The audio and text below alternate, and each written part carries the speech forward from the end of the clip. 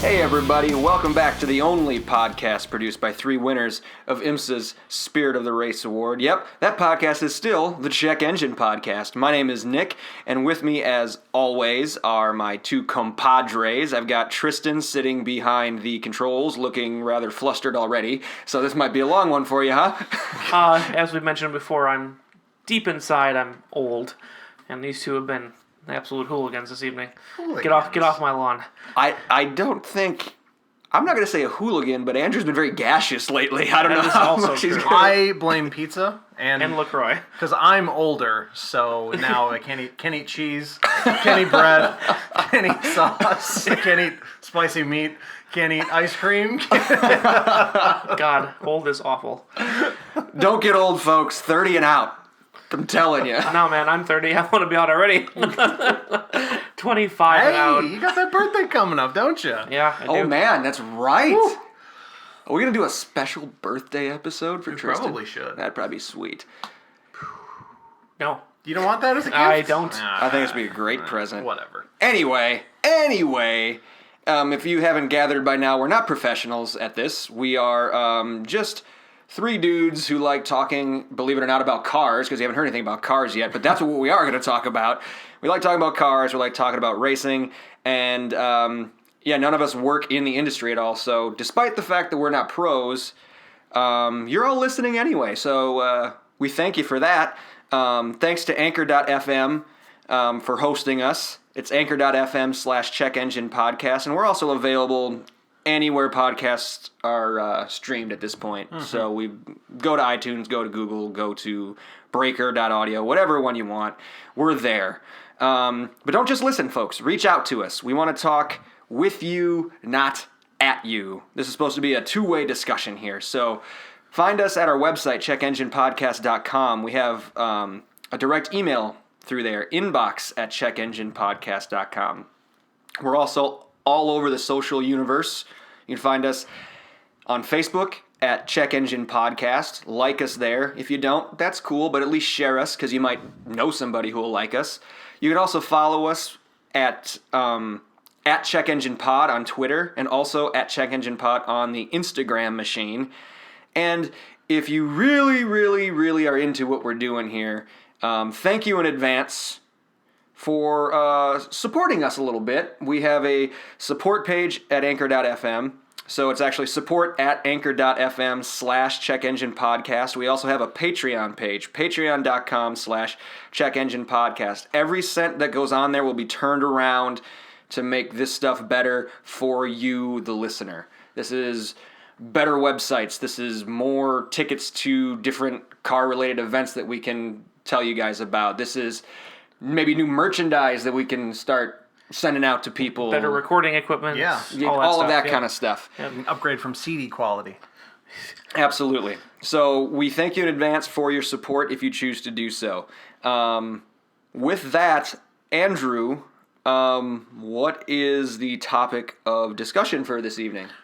Tonight is an interesting episode because it's an episode for us, the 3 people here, that's kind of like deja vu. We're going to go back in time and remaster the episode that wasn't. We did have an episode about this same topic, and it vanished into the ether. Poof. It's gone. This was early in our podcasting career, and I had not perfected my system yet, and I managed to delete the entire episode. I wasn't going to out you on that one. I will. I'll up to it. So Nick was saying, "Oh, we'll hear it on a special collector's edition." No, you won't. It's gone. It's gone. It's gone.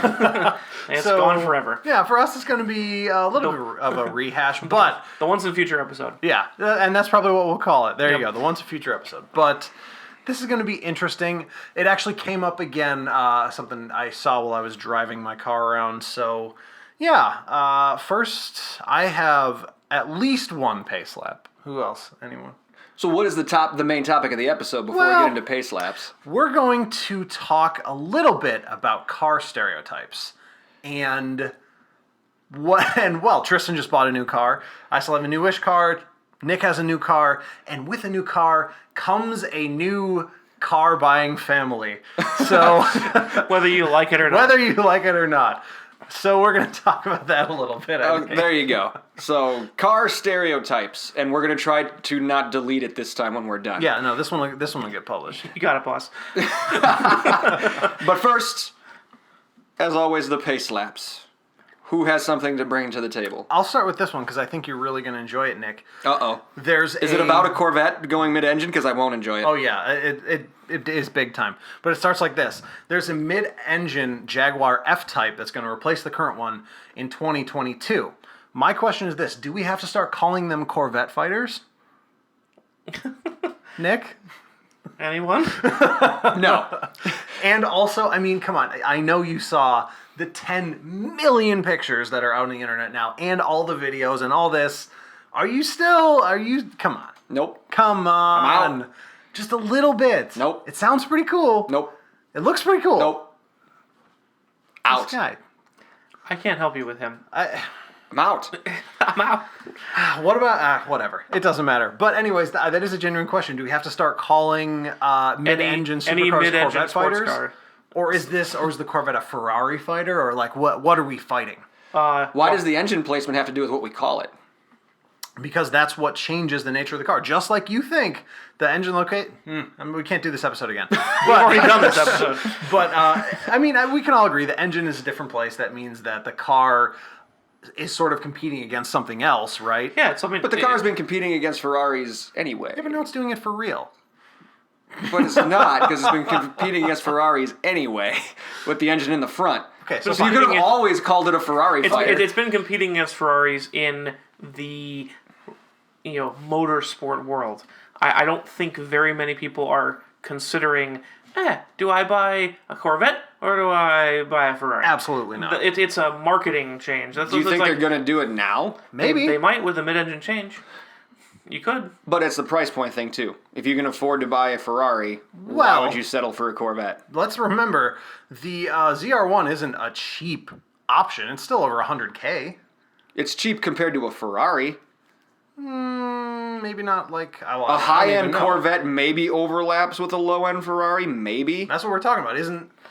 Yeah, I don't know. We're not going to do Yeah. the whole episode again. But I think the whole point of moving the engine to the middle is to make it compete with things of that nature. Things like you always talk about what's a Boxster fighter, it's always a fighter of one kind or another. This means what are you going to try to market against it? And I think that's something that one of the reasons to move the engine to the middle is to market against it. I mean, when you look at things like the Ford GT, that is absolutely marketed against Ferraris. When you look at, is Chevy trying to get in on that game? That's the question. We'll see. We'll see because we have seen it. We don't know anything about price point, performance numbers, et cetera, but, they might be trying to make that push. Who knows? But So I think then we just call them Ferrari fighters. That's what we do. Yeah. They're kind of the... If If that's the official name instead of Corvette, I'm on board. They're kind of the big... The Chevy big Ferrari fish. fighter. Yeah. Boo. Now, boo you. Boo Chevy for doing this. I have one other one. Anyone else? I actually don't have anything this week. Do you have anything? I don't know if it's neat car news. I just thought it was interesting to see. In one driveway, I saw 2 brand new Civic Type R's sitting nose to tail. I mean, first of all, that's an impressive acquisition. Those are. I say, bear in mind, they probably had to go to Illinois and Minnesota to get them because I think this whole state only got one. Really? I don't know. Well, probably. That white one that everyone Yeah, was Remember the white one? the ones I saw were one was red and one was blue. So they probably had to go out of state to get them. yeah. Yeah. Yep. So And I looked, I said, that's interesting, but those cars are still butt ugly. And then I kept driving. they're just too much. That's my problem. It is too much. I mean, as a technical accomplishment, it's fine. And then, in my head, I'm picturing the episode of the Grand Tour where James May is driving it, and he's like, oh, this is an amazing car. And then they never showed a chase cam of it, because when you see the car from the back, you look like such an idiot driving that car, no matter how young you are. Well, Yes. and here's the thing that and I mentioned this, I believe, to you outside a gas station on the way to a racetrack when we saw another Honda. I think we saw an Accord sitting there. Mm-hmm. A Honda Accord, the new ones look really, really nice. Yeah, they do. The Civics, the regular Civics. Like the SI. Yes. That's nice. Awesome. Honda has the ability to make really nice looking cars, and then what's supposed to be like their big, clickbait car is just junk. That's often the case, though. It's got to be silly. They tried too hard. Yeah, it's. They just tried so hard. They just overshot it. It's the same thing with my current vehicle. Once you go to the STI, everything is over the top. Wait, hey, segue alert. This is my other pace note. I'm thinking we need to get someone into Subaru to tell them to settle down because WRX, yes. Just knock on the door. First, level 1. Hey, just settle down. Well, it's this. Here, level 1, Impreza. Okay. Sure. Level 2, WRX. Sure. Level 3, WRX STI. Uh-huh. Level 4, WRX STI RA. Level 5, newly announced, WRX STI RA R. Calm down or think of a second name. The Subaru STI. Calm down or think of a second name. There no more. No more of this. Oh, maybe it's the small one. It's the compressed version, the .rar, STF .rar. Get out. We'll figure this out. No, it's give slightly, me the computer, I'll figure this out. Slightly faster. Something. Whatever it is. And slightly more expensive. Yes, yeah, and it's funny. It's all iterations. Yeah, it's just... You don't want to be the guy right now who's like, hey, stop making fast cars, right? But at the same time, it's like, yeah, okay. Yeah, how many different levels? Like, couldn't they have just done that in 2? Like, why did... Tristan? Apparently not. Like, that's all I have to say about that. Like, make a really good one and then make an even better good one. And just be done with it. That's the thing. It's so hard to say stop, but also definitely stop. At least come up with a better name. Just a second name. Not even a better name. Just one more. Although, I do like the gray edition ones. Have you seen those? No. What What is that? Which one of the 5 is that? It's just the STI, but it's got a fancy appearance package on it. Sure. In this kind of like cloud gray. It's really cool. So they painted it gray and called it a special edition? That's like the most common color out there. Not this gray. It's a special one. For example, that's not new. One of my favorite GTIs ever, the Fahrenheit edition. Nothing was changed except it was painted orange. You can call it an edition based on color. That's okay. Probably you interior really can. color as well. Yes. Yeah. Oh, actually, so before we leave that topic, is your car the Subaru WRX or is it the Subaru Impreza WRX? It is the WRX. Okay. There's no longer Impreza. It was based on that architecture. Yeah. But they no longer iterate it with the Impreza. Gotcha. They've made it a separate model now. Okay. So, yep. So that's it. That's it. You said you had knee card? You had knee That, we just talked about Yeah, it. type R, yep. One more quick I gotta throw in. We have, for the first time ever, a listener submitted neat car news. Ooh, thank you, listener. Insert applause. Yeah, a That's a note to listener, myself later. a listener from a place called Hawaii, which is in America, spotted a first generation Nissan Skyline, Oh. which I'd never seen in person. He actually sent me a picture. He's like, "You got to talk about this," and it looked like it was in perfect condition. It was actually, it's pretty cool. It looked very similar to an E30 3 Series in person, he said. But, I thought it actually looked really fantastic. Like, a touch of this super retro flair, even for the time it came out. Looked pretty sweet. That's cool. Nice. Yeah. That is. I've also definitely never seen a neat. first edition Skyline in person. I don't think hardly anybody has, to be honest with you. So It's just a that- rare find from a listener. Hawaii is yeah. just that much closer to Japan. That's all. It's Exactly. just easier for him to get it there. Yep. That's all it is. Drive it right across the water. Yep. I mean, as fast as that thing goes, it won't even sink.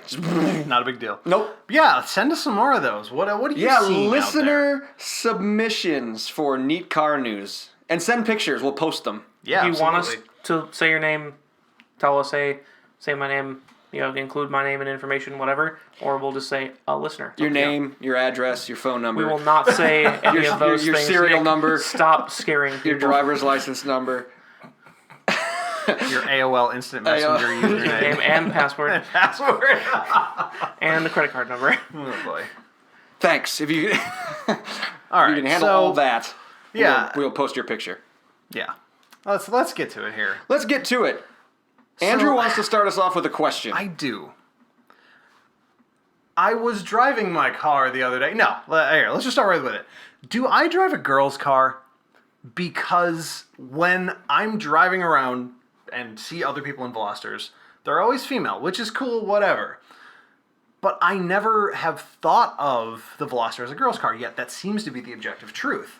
So, I mean, is that a thing? Is that, like, known about? Is it a girl's car? It's certainly not anything I know. I've only ever known 2 people who own them, and they're both men.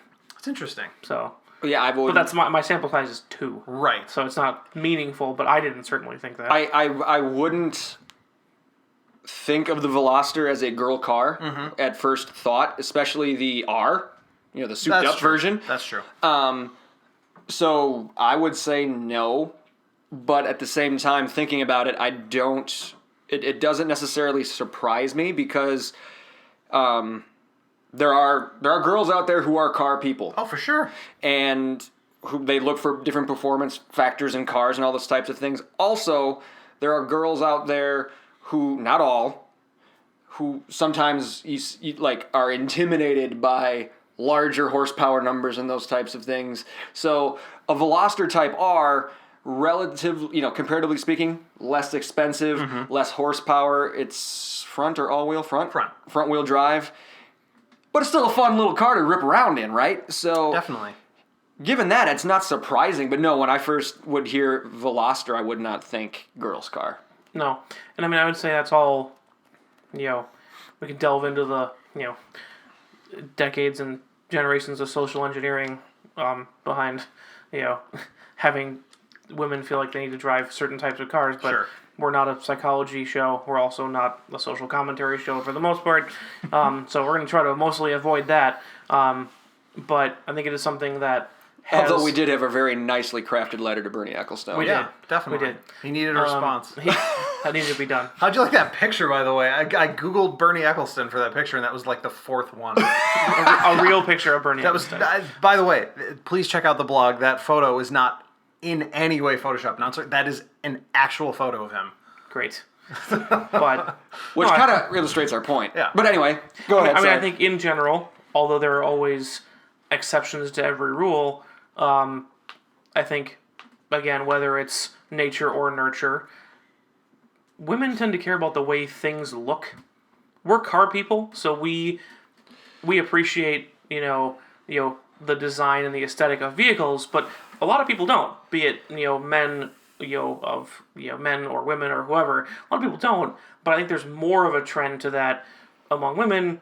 I mean, look at the way I dress versus the way my girlfriend dresses. Like, I mean, it's there is more of a how will I look driving this? And the Veloster is something you look pretty cool driving. Like me, we'll get to this. People think you're way cooler until you get out of that car. We'll get to Yeah, my no, that's absolutely true. we'll get to my stereotype later. But I would not have bought my car if I care about the way people think I look driving around in my car, because I look like a dummy. But that's fine. It's funny you should say that, actually. I had the exact same thought, and it's actually I have a name for this theory. It's the cologne theory, because every guy goes cologne shopping thinking that they know what smell will attract women. somebody, That's yeah. But men, they go that's your shopping thing. alone. Exactly, and that's the problem, because Yeah. like when I went with my wife last time, she picked something totally different. She's like, no, this is a way more attractive scent. And I was like, not to me. And she's like, of course not, you idiot. That's not the point. It's not for you. And I was like, it was like a light bulb moment for me. I was like, wow. Like, like that thing where like every high school locker room smells like Adidas Sport. Yep. Don't wear that shit. It's not what it's for. Yeah. And I think it's something that, there is among, I would say, the majority of women especially, an emphasis on how the car looks. I would say most of the driving population doesn't care about how it drives, men or women. That's not a distinction that I tend to make. I think by choosing the cars that we choose and actually going through a process of choosing them, we're different than 95% of car buying Americans. I was just going to say, you have to really You know. be a car person, a gearhead, to care about how it drives. Yeah. Yeah. Yeah, I mean, and true. there's always people like... And then there's the rest of the population, well, does it have CarPlay and does it look nice? Which wasn't important when I bought my car. But anyway. Also true. And then there's my great-grandmother and her, 2-speed Buick Skylark that she bought. Again, there's always exceptions, because she bought it... I don't think she bought it for how it looked. She bought it because it had, quote, pep. Because it had a 2-speed transmission and a Wildcat engine in the front, and it would rip away from stoplights. Sure. And she loved that because that's who she was. But I think if you were to look on average, who cares about aesthetics versus who cares about mechanics, and we're not talking about the people who fix cars here, talking about how things work versus how they look. I would say probably women are going to be more aesthetic than men. At least they put it into their decision more. They will also care about features and how it drives and everything, but for the Veloster, it's like, okay, you could get the Veloster or you could get the Forte 5-door. Yeah. Or the Elantra GT. Right. They're all similar platform, but I would say, given all those options, given that they drive similar, you're going to draw someone who is an aesthete to the Veloster versus the other two. So that's I'm trying not to be wildly sexist here, but for someone who has an eye for how the way things look, which in my life is more often the women than the men in my life, they're going to be drawn to something like the Veloster versus the other two. So I think you'll see a higher percentage there. But that's after I tear it down and look at it. Right. My gut reaction was not like, yep, women's car. No, I totally agree, and I never thought of it either. It makes sense in retrospect. But then, yeah, when you think about it, but then your new car, Tristan, is literally the exact It is the opposite. opposite. Yep. Yes. Because whether or not you, dear listener, know the kind of person who drives a WRX, you innately know the kind of person who drives a WRX. Yes. If you know what it is. Oh, that's If, right. if you know what it those is. 3 letters are, then you know who drives them, and it's not me. No. WRXs, gosh. Flat brim caps. Flat brim caps. E-cigarettes. Flat brim. Oh, yeah. Vape Naish is big in the Yeah. WRX. Jordans. Lots of Jordans. Not like the super cool ones, just like The ones you get at Journeys. yeah. Yep. Yeah, like the Journeys ones. Pants stuffed inside the tongue, though. Well, yeah. Tongue's got to be hanging out. Because they get the fat tongue and then Yeah, the fat, yeah. behind. Totally. Skateboards, sometimes. Sometimes. 65%. Sometimes. They're the kind of people who 65. Solid 65%. statistically, the kind Like of you people, look that shit up somewhere. the kind of people who refer to stickers on their car as my car tattoos. Yeah, That's- or they insist on using the word decal. Decal. Ooh. Versus my car, mine's got stickers on it. I don't care what you call it. I've got, five? I've got 5 stickers on my car already because I do that to the ones that I actually care about. Every single one wants to be Ken Block, Yes. Yes. the founder of DC Shoes, who is a rally car driver. That's what every single person who buys a WRX. Now he's a YouTube star. Right. Face it. Well, oh wait, actually, are we doing this wrong? Is there a difference between the people who buy the WRX and the people who buy the STI? Yes, but I think it's a difference in magnitude. Explain yourself. If you think of car stereotypes as a vector, vectors have direction and magnitude. People who drive a WRX dear and Lord. people who drive an STI are headed in the same direction. People in an STI are just going faster. Oh, Jesus.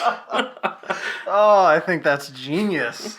I think it is very similar people, at least similar tastes, but then there's a sliding scale. There's me, there's WRX owner. You don't belong on that scale, by the way. I'm saying I'm at the very end. Outlier. I'm at the You're very an end. outlier. I'm at the very end because I do think there is one other guy who is literally 7 cubes away from me at work. Mm-hmm. Very similar. About 30 years old. entering an office situation for the first time, making a little bit more money than he used to. He bought a WRX, just a regular WRX. Very similar situation.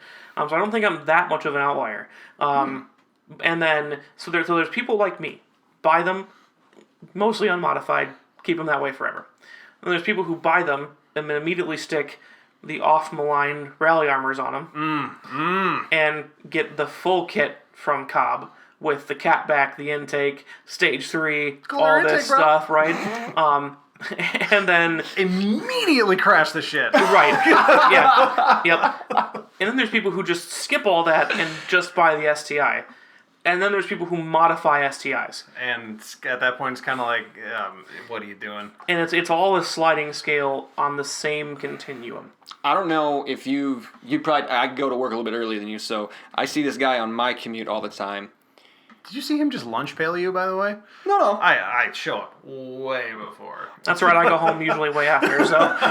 Not anymore. Not I too know. big. Yeah, I also choose to not die at work. Yeah. Not anymore. But, no, when I'm driving in, I would say twice a week I see the same WRX STI hatchback. So not brand new, but it's white.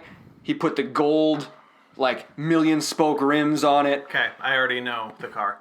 Big muffler on the back. He's got decals running up both sides of the rear window. In Car quotes, test, bro. in quotes, across the back, all the way across the back windshield, there is one large decal that says it's hashtag we run this, but it's WI for Wisconsin. Uh-huh. So he's obviously a member of some club or something like that. Absolutely. Like, that is the opposite end of this Tristan spectrum that we're Yes. talking about here. Yes. It's interesting that you point out that actually maybe you aren't that different, because I'm beginning to suspect that you might be right about that. Now that you've said it and we kind of air it out a little bit. Now, compared to a lot of... Air it out, hanging out to dry a little bit. Compared to a lot of other options out there that fall into category that has these two words, sports sedan, the WRX is a tractor. Yeah. I mean, it's rough, it's loud, the interior is unrefined, but it does, the base WRX Sounds like my kind of car. falls into the same category as people who buy, kind of taking the vector and going the other way, 180 degrees opposed. That's when you're buying base level German cars. When you're buying, it's like when you care about your daily driving experience, but you're not going to buy a sports car. Right. You're looking at, and that's on the BRZ to 911 axis. Wow. So, We're getting geometry, boys. We're getting deep up in this. We don't have that many listeners as it is. I know. Just talk about vectors and axes, and like 3 of the 6 have just dropped off. Well, listen, confirmed. Yes. Stereotype confirmed. Stereotype is absolutely confirmed for the WRX. The WRX to modified STI continuum. It's there. They did some good work. And only exclusively people like 35 and younger. Yeah, it's not a midlife crisis car. Really not. Yeah, I don't see anybody older driving them unless they are already older WRXs. Exactly. I do see people who are older than that who have never let them go. Yeah, they're keeper cars. Yeah. So. Yeah, that's interesting. Here's one that I think is going to be really tough. This is going to be super tough. Who the hell drives a Colorado?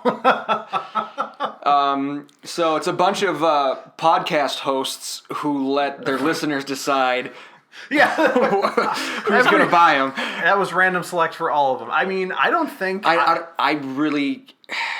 I can't think of a stereotype. I've seen younger people. I've seen older people. I guess if we have to lean one way or the other, I haven't seen a whole lot of women driving Colorados. I haven't personally. But I don't know, and again, demographics, whatever. Business owners for fleet vehicles. But I don't know that a lot of I don't know. female drivers would choose a pickup, especially a smaller one. Which is weird because you talk to a lot of you talk to some women and they prefer, I guess, in their dates, trucks over cars, but yet they That don't. is true. They don't drive one themselves. Yeah, That's expectations. but that's kind of off topic. But that's just an observation I And have. I definitely, again, there's always exceptions to these rules. You definitely see women driving trucks. Oh yeah, But I would say again, looking at just pure normalized numbers, mostly men are driving them. And maybe it's people. Maybe it's not a demographic subset. Maybe it's a subset of people who just have stuff to do. Could very well Towing be. trailers, whatever else. Well, here's what I wanted to point out. It's weird that the Colorado hasn't immediately attracted a certain type of person, because when you think of the S10, you think of the old small Chevy truck, that one had multiple different stereotypes about the truck. Yeah. Because they had, maybe it's like one of those things where the Colorado's too new, or... It hasn't made tenure yet. But yeah, I mean, the S10 was like the boy racer truck, and then it was the truck you buy when you're too cheap to buy a real truck, and then it was like there was so many different things that the S10 was, and the Ranger too. Back when the High school kid's first truck was the S10. Yeah. Absolutely. Yep. First driver for the high school kid was an S10. Absolutely. And the Colorado doesn't yet have an identity like that, or maybe it's now. The old one does. The old Colorado? one is definitely tradespeople. You mean when they brought it back briefly in the mid 2000s?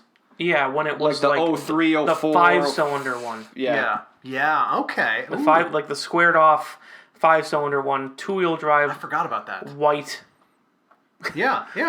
Definitely. It's a tradesman mobile for sure. I've seen. Yeah, that's the carpenters. I've seen that's them the with electricians. everything from that's electricians, carpenters. I saw one modified to have one of those big plate glass carriers on it. Sure. Yep. So definitely the old one. There was a solid tradesman model that found a distinct loving.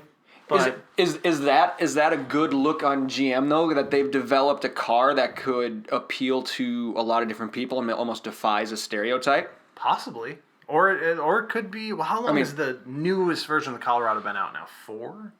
5 years already? Could it be? Well, mine's a 15, so that's already It's already 3+ years I want old. to say maybe it came in 13 or 14, yeah. Well, what I'd be curious to see is if that means that it's kind of a jack of all trades, master of none. Whether you're appealing to a broad audience, so you're selling a bunch of them, or you're not Appealing to anybody. or you're not attracting a certain subset. Like, for example, I think when you look at efficiency, overall size, and then capability, with the Colorado, you're not looking at something that is dramatically more efficient or costs less or whatever else than like a base F-150. And then you've got a slightly larger truck, higher towing capacity, things like that. Are they pushing the boundary too close? Is it too close to a full-size truck?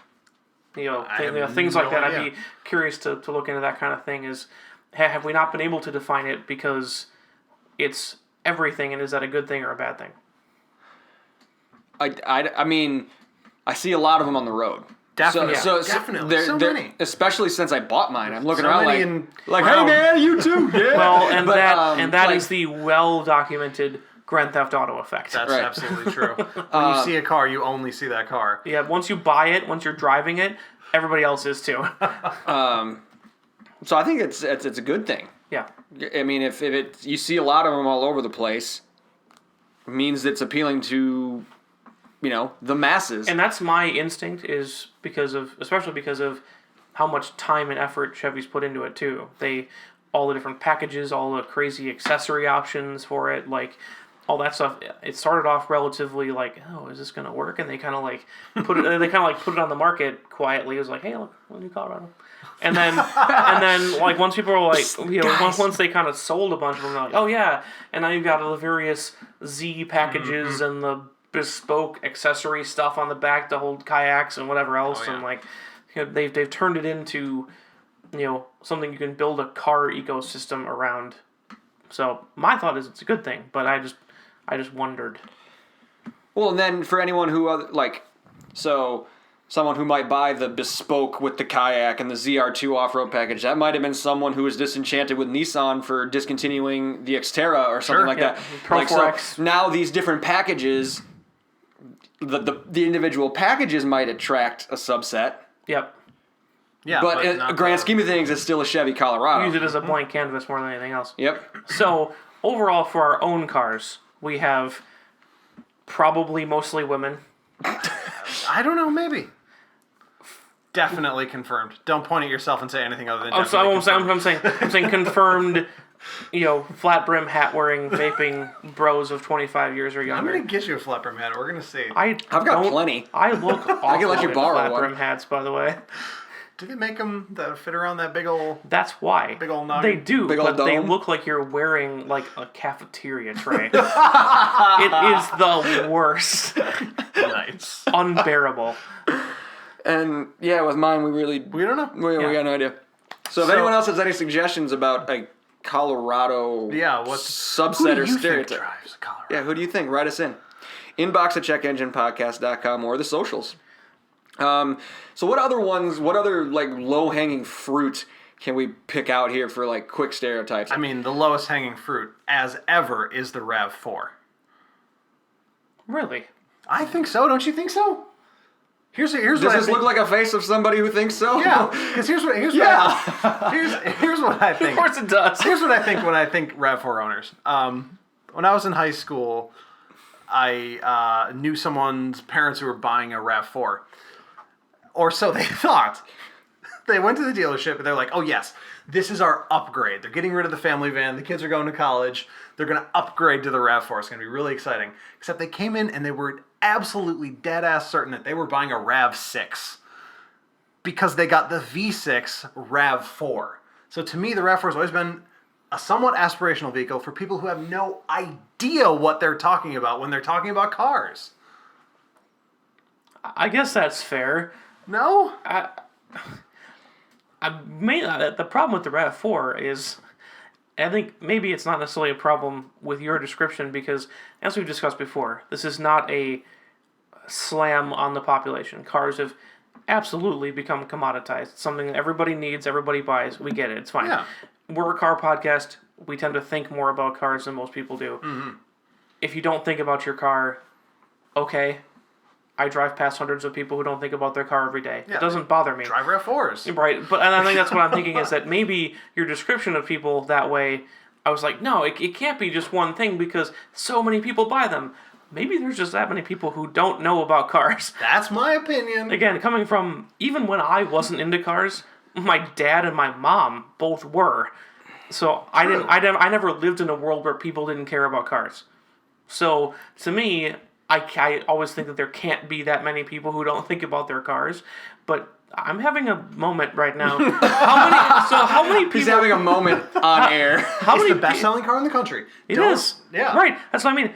So if your stereotype is true, I don't want to drive home.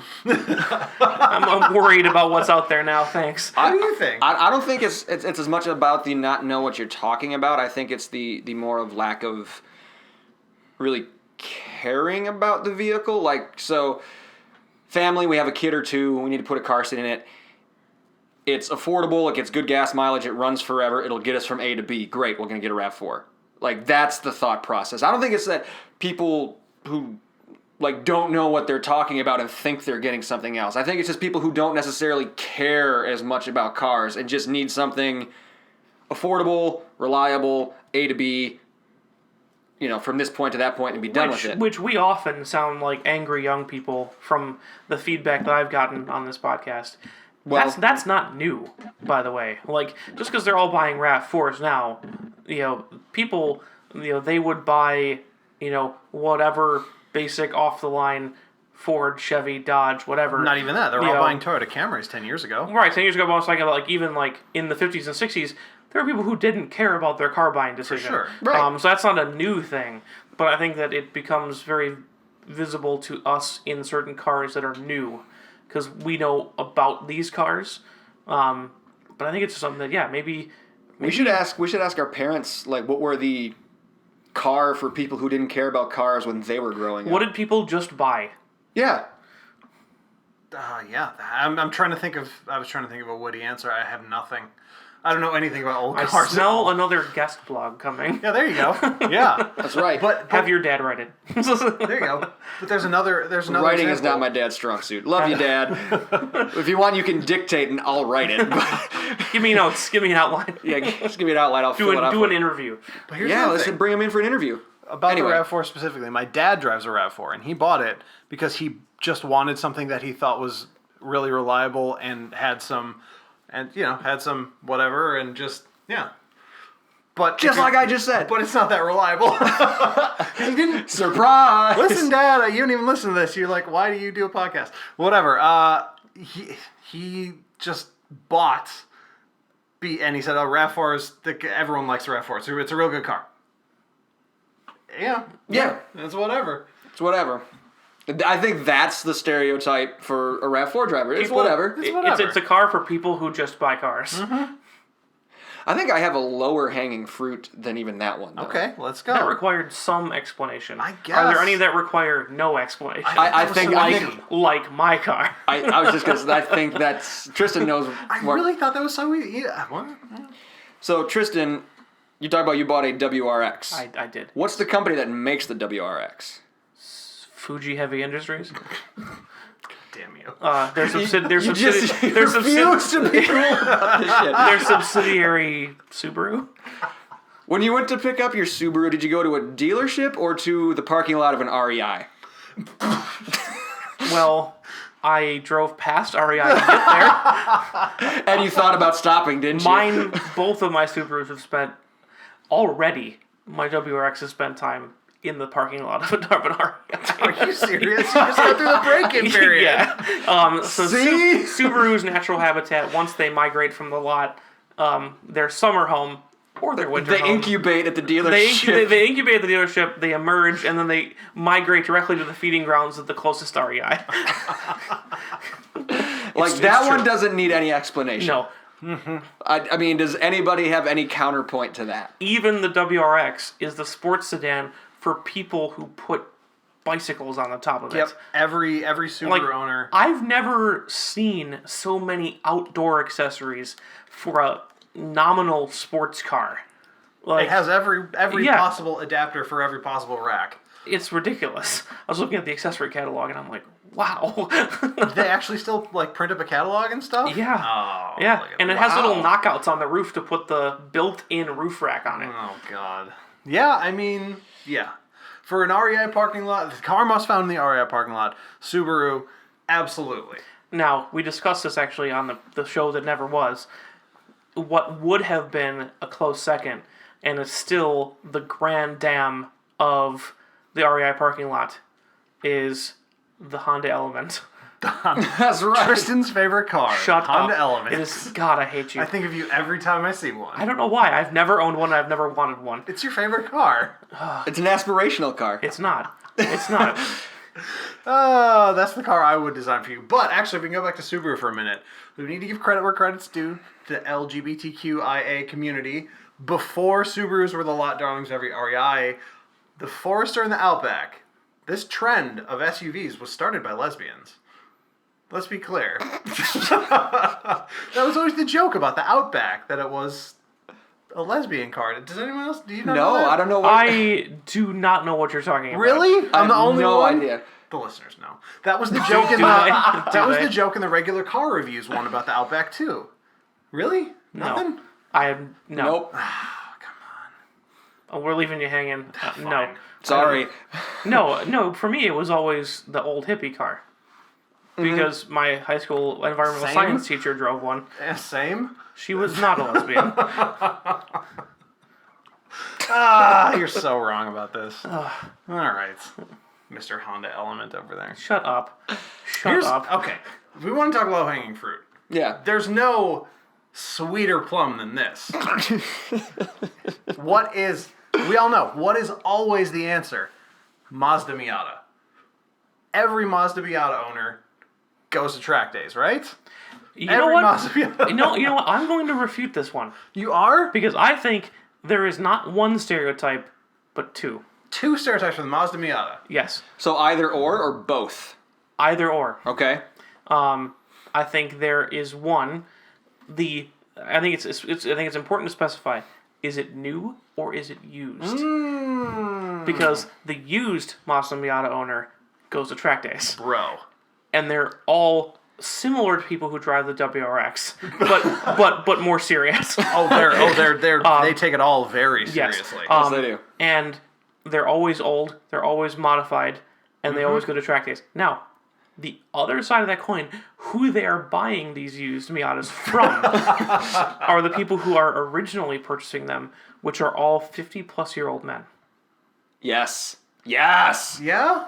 Really? Yep, your previous neighbor, Don Walkner, rest in peace, drove a... Why'd you know his neighbor's name? Because he used to be my neighbor. He used to live right across the street from me, in that white and blue house right across the street. And then he moved down the street from you, like 3 houses. Shout out to Don. I don't know who you're talking about. Okay. Well, you've been to his house. So. Oh my god. Anyway, remember the people with the pool across the street from my old house? So awkward. Across from your old house Yeah. in Old Tower? Yeah. No. Okay. Nick's been abducted. I don't feel safe anymore. Who is this man? Anyway. Oh, that was great. Anyway. So he was my neighbor directly across the street. And he was your neighbor down the street 2 or 3 houses. And he had a bright red Mazda Miata. Pop-up headlights and the whole... I think this was post pop-up headlights. Ooh, ah, boo. But with the optional hardtop, and he was part of a Mazda Miata owners club. Owners clubs. And Those are... all they would do is drive. They would go places and they'd go out for a drive. Old people taking their convertible sports cars out for a drive. That's the other. That doesn't sound like a bad way to spend an afternoon, to be honest no. with you. We've already talked about it. We don't own convertibles, but you and my dad and I, once he can get the top down, he'll have a convertible. Yeah, there you go. We're gonna go out for a drive. Just try to tip it over, it'll spring load out. Yeah, boom. So it's something that I think there are the older people who are buying them new are people who like to go driving, and I think honestly, it's like us in 20 years. And you also have to be quite petite. Don was not a petite man. Was he taller than the car as he was sitting in it? Yeah. Oh my god. Yeah. No, he was not overly tall, but he was a significant man. Nick, I feel really bad because I have no Remember idea. Don, don't you, Nick? I have no idea. Nick would not fit in a Miata, No. but I would. Actually, we because tried that at the I'm auto short. show. You looked hilarious. Yeah. Because Your I'm whole short. head. It was above the windscreen. I'll have to wear one of those leather helmets and goggles. So actually, maybe that's one for the Miata too. Everyone who owns a Miata is short. Yeah, Under 6 foot? probably. Easy. Yeah. Because my head's over the top. Yep, I fit in it. Yeah, there you go. All right, so we have a couple then. Miata confirmed track day, bro. Yes. Confirmed, not midlife crisis. What happens after midlife? Retirement money? Retirement money, I think it's when you have the time and the money to just go out and drive. Yeah. So, Going out for a drive with the wife. yes. Yeah, he'd take his wife, and later, when she passed away, his daughters out for drives. That was Don. You remember Don, Nick? I still don't remember Don. I'm having a lot of issues this episode with my mind being repeatedly blown. All right, so Anyway. do we have lower hanging fruit than the Miata? Yes.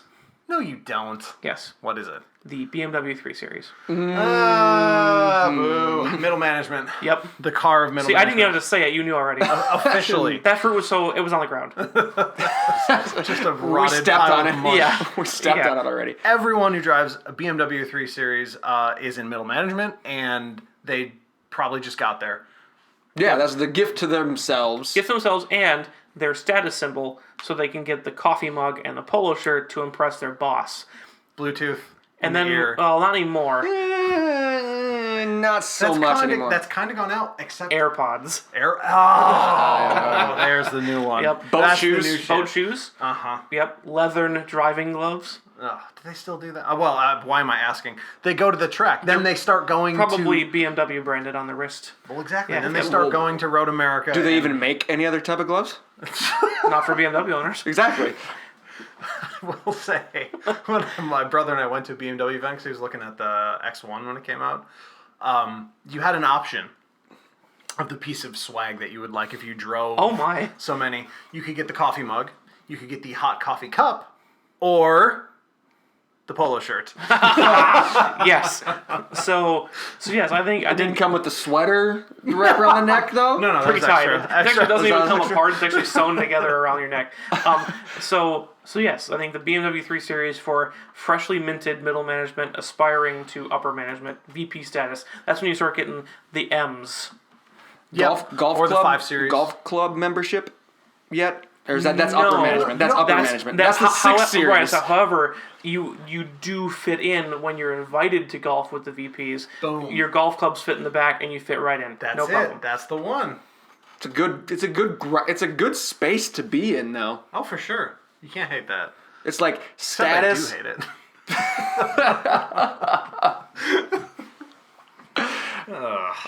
Do we, And that fits in the same category as like a C-class Mercedes. Well, that was always the Similar. That was always the thing on Different. Top Gear, the Audi versus the Yep, A4 3 Series C-class Mercedes. But for some reason, it always seems that But people for buy business, it's always the BMW. more. Always. The ultimate business machine. I- UBM. Stop. That look I just gave you, I felt it in my chest. I felt it searing my skin slightly. So here's what you got. One? do you got one? I got one. It might be the same one. Go ahead. You go. I got a bunch. Go ahead. This is also a pretty low hanging fruit. So I'm gonna say 2 words, and you guys say the first thing that comes to your head. Ready? Mm-hmm. Unsexiest car. Pontiac Aztek. I have too many. I literally just had an overload there. Gee, the breaker flipped. I can see. Yeah, it. I had too many. I have too many thoughts on that. Oh, okay. I thought that was way easy, just a PT Cruiser. Oh, yeah, it's True. the PT Cruiser. I guess that is technically Aztek is up there. The unsexiest. Aztek is ugly. Right. PT Cruiser Is simply unsexy. unsexy. But at this point, I think a Prius might be close second, but I'm just PT Cruiser. I'm just trying to think of who drives those, because for a while the PT Cruiser was the official car of Florists. I was gonna say florists and youngest children, and the parents were just kind of ready to get them out of the house, so they just gave them a PT Nick's Cruiser. dying about florists. And there was the panel van version without any windows in the back. Right, exactly. Yeah. So the fact that was the first thought that comes to you. Such a random ass word. It is weird. I just had visions of one. I think it was the one from the florist in Dousman with the giant FTD logo on the side. Yes. Yeah. I've seen that one. See, Nick's seen that, but not Don I was gonna Walkner. say, was that Don's company? I'm sorry if anyone who knows Don Walkner is listening to this. He was a good family friend. That's why I talk about him. And very interesting. He rode America with Augie Pabst for fun. Like, he was a cool guy. So It sounds like somebody I want to know. yeah. Should have known him, man. Yeah. Who's your neighbor?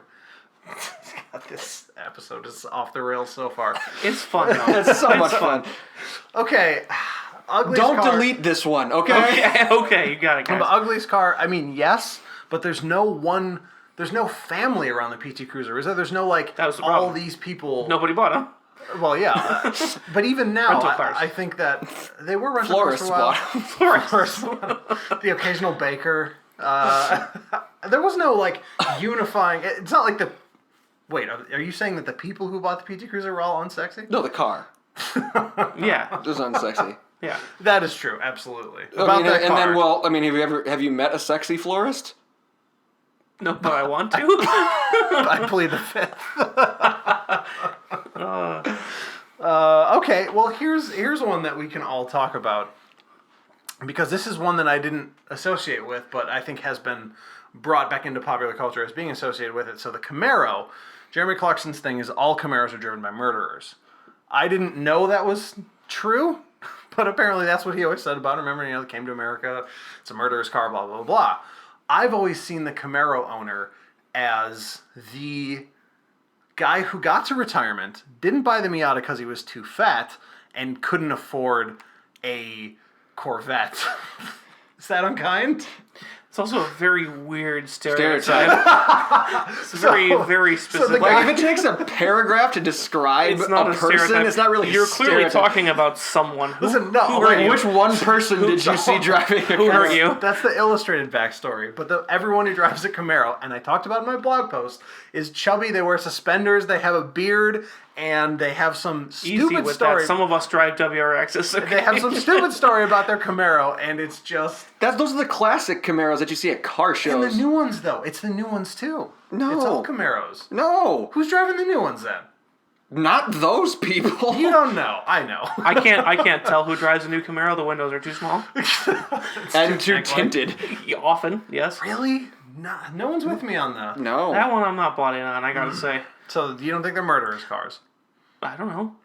I don't even know where that came from. Just Jeremy Clarkson, I guess. Yeah. No. You don't think they're all I think a driven by... murderer's car is like the late 80s to mid 90s like GMC panel van. Oh, that's obviously the... Well, let's just talk about that then. That's the confirmed murderer's car. Yeah. That's a But it criminal. has to have like criminals of all kinds. But it has to have like one rim missing and like the muffler's hanging precariously They off the actually back. only came with 3 rims. Did you not know that? Really? Oh, yeah. Oh. Well, we're talking about hubcaps, right? Yeah. Sorry. Sorry, Yeah, they only came with- hubcaps. Only came with 3 hubcaps. rims. That's a It's feature. hard to drive around that way. Well, yeah, the white, well, it doesn't even have to be white. Some are maroon, whatever. The panel, the windowless panel. Maroon with the faded hood. Obviously. A different color hood or a different color door. Yep. Yes. Yep, that's where you die. Beware. Public service announcement.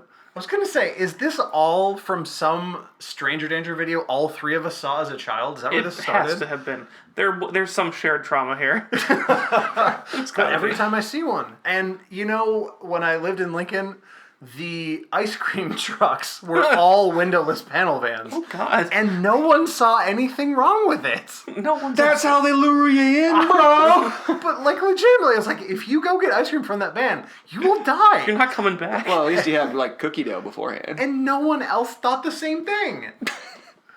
They were in danger. I'm sensing a common theme that no one else thinks the same thing as Andrew. I mean, that's been a problem my whole life. That's not new. That's not new. He's used to that by now. So, coming up on an hour's broadcast time, Oh, good. the question that I would like to ask, it may frankly invalidate the whole show. Great. I like that. Does it matter? Yes and no. Do any of these stereotypes matter? No. I would actually say yes to some. Because, for example, when you look at the PT Cruiser, that's the unsexiest car not only because it looked ugly, because it actually was a garbage car. It was terrible. Also, the ergonomics in that car didn't happen. No. there weren't- Nothing moved. There weren't any of those. There were no... The turning radius was... Any of those ergonomics. There weren't any. No, there weren't. I mean, it actually was a bad car, and it was extremely ugly. So that one, it does matter. And I think you have to be willing to accept a certain level of... You have to be willing to marry into, essentially, the type of stereotypes that your car has in certain cases. So WRX, you already know, and BMW 3 Series, you already know the other people. And that's like a whole culture. That's a whole world built around the concept of the 3 Series as the middle management car. But the thing is, do all the people who are driving those cars actually buy into that? Right, that's the question, Like, too. from the outside, it's obvious, but when you're in it, is it obvious? I mean, just like, as you mentioned, as you marry into a family, do you have to embrace everything that family does? No, sometimes you're subjected to it. But you're going to be associated with it as, Right. as a fellow family member. Right, now, but again, that is entirely external. True. You're the king of who cares.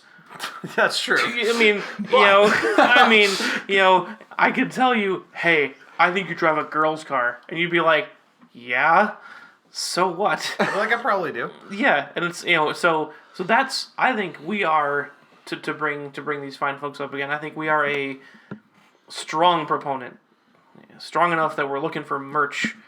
Please help us. Of the Mosing motor cars, drive yourself happy. Yeah. That's exactly where I was going to go with this. And that's why I think none of it matters. I think you have to know that people may think something about you, but that's only if they don't meet you, if they don't talk to you. and all that matters is how you feel in the driver's seat. That's my hypothesis. I'm just holding back laughter because I can't relate. Because when I talk to people who, I want to talk to the guy who's wearing the BMW Polo mug, sunglasses, whatever. Even if I happen to like the guy, I'm still going to think he's a... But he's chosen to buy in. So, for example, here's the next one story. I was getting gas at the Quick Trip Great story. in my car. WRX. Oh, gas in your car. Right. I could also have gotten gas in the motorcycle. Or in his old car. He hasn't had that long. Right. Yeah. So I'm at the gas station getting gas in my WRX. I go inside to pay because I've been told to pick up bananas. And and I'm finishing my transaction at the counter. Gas and bananas. And just super dude bro walks in and goes, "Oh yeah, you guys see that sexy beast out there?" to his friends that were in the store already. This did not happen. It did. It did. Absolutely did. So he goes, "Do you guys see that sexy beast out there?" And I was like, I'm thinking, like, what are they talking about? It's like, are they jokingly talking about, like, one of their friends showed up or whatever? Like, whatever. And the guy, one of the other guys across the store goes, "Yeah, that silver WRX, I don't see very many of them in silver. It's really cool." And I was like, and the funny thing is, they don't know I drive this. Because I'm in my work attire. I'm in khakis and a polo.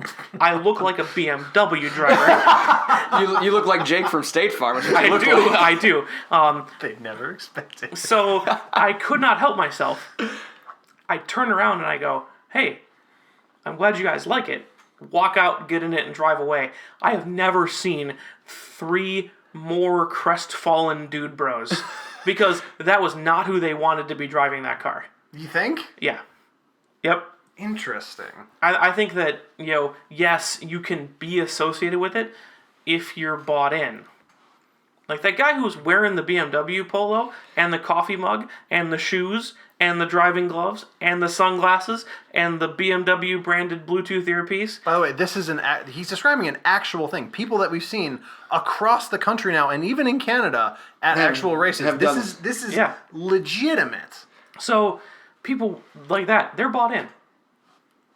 What you don't see or what you can't tell is that guy in Quick Trip who just got gas in his BMW that's, wearing a t-shirt and shorts. Mm-hmm. Like, you don't necessarily associate those two, so you may think, hey, there's somebody like this BMW stereotype driving this car.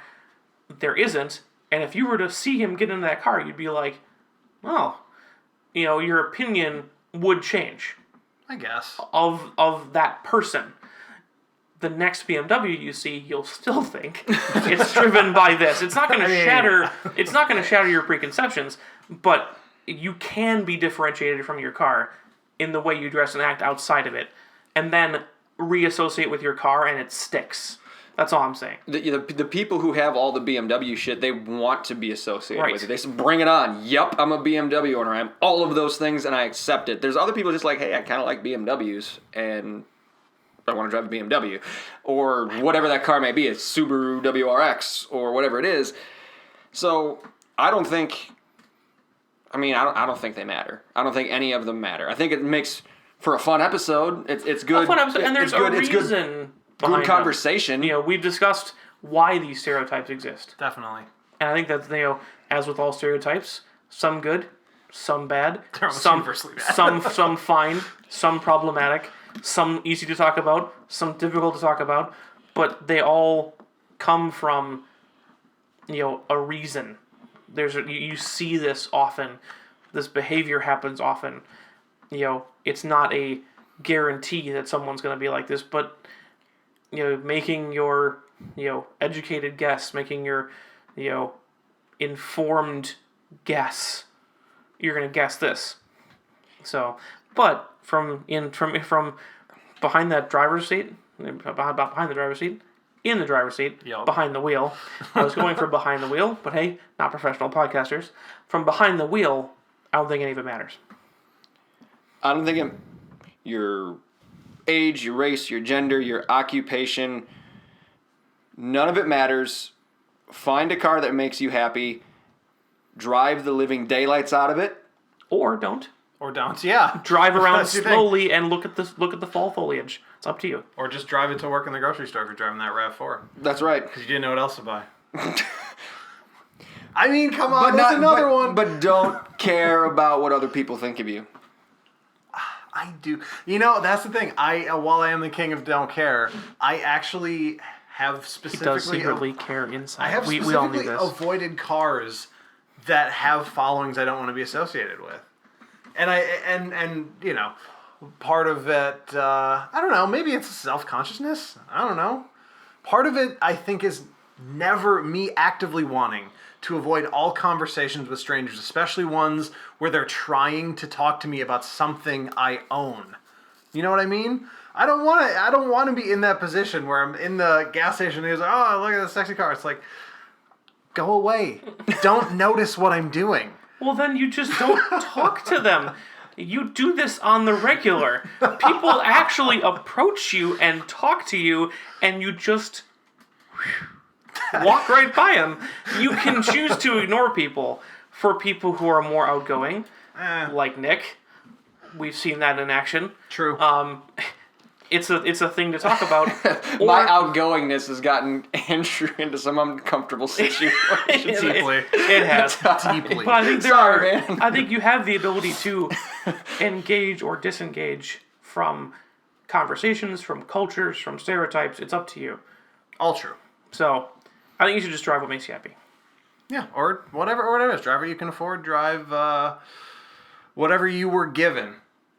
Sure. That's all that matters. I mean, that's part of what makes you happy. Yeah. You know, if I could have probably figured out a way to purchase a 911 if I wanted to. Mm-hmm.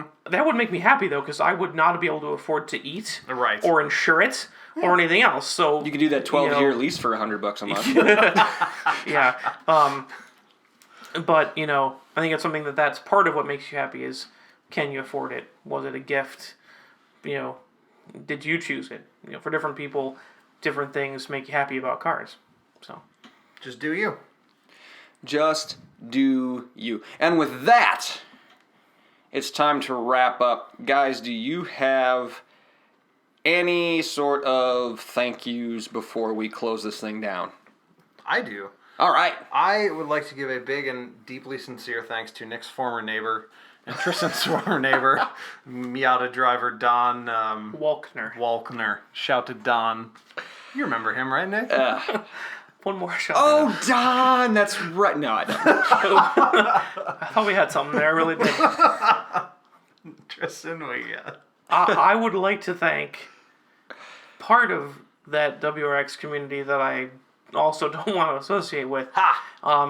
In telling me that I am actually not just a horrible clod, and that driving this car is actually quite difficult, and it gave me the strength to continue driving through week one, with no visible improvement. That's right. Again, yeah, he learned how to drive a manual. It's 3 weeks now. This is week 3, and I'm willing to drive it most anywhere. Yeah, you're fine. You're all right. But it was a process fraught with joy and terror, and more than its fair share of embarrassment. And I think knowing that I was not the only one that had trouble with this car made me feel a little bit better. Here's the thing now, though. Now, in the modern day, when you stall your car, if you're driving a manual and you stall it, no one thinks you stalled your car. They think you're on your phone. Yeah, so you get honked at. Yeah, so it's like not even. Yeah. It's not even a big deal anymore. They just think you're on your phone. I did see a lot of hands go up off steering wheels because they think you're on your phone. Like what is he doing? Hands. That's because they can't, because their car's unlike mine, as I mentioned, which is unrefined and noisy as hell. Their cars are nicely sound deadened, so they can't hear me cranking it over in front of them. They just think you're on the phone. Yeah. No big deal. There's no camera in there with the panic look on my face clearly apparent on my back window. That's what you should do, a live feed coming out the back. Terror meter on the back. Tristan's terror meter. 96%. So thank you, online WRX owner community, for telling me I'm not just a horrible piece of crap driving a car. I'd like to thank Tristan for making me feel like a total asshole because I don't know who Don is. Don Walsky, man. You're welcome. Yeah, thanks. Welcome. That was great. It was great. And as always, thank you to everyone who's tuning in and listening. We cannot wait to hear from you again. We cannot wait to talk to you again. Take care of yourselves. Good night. Good night.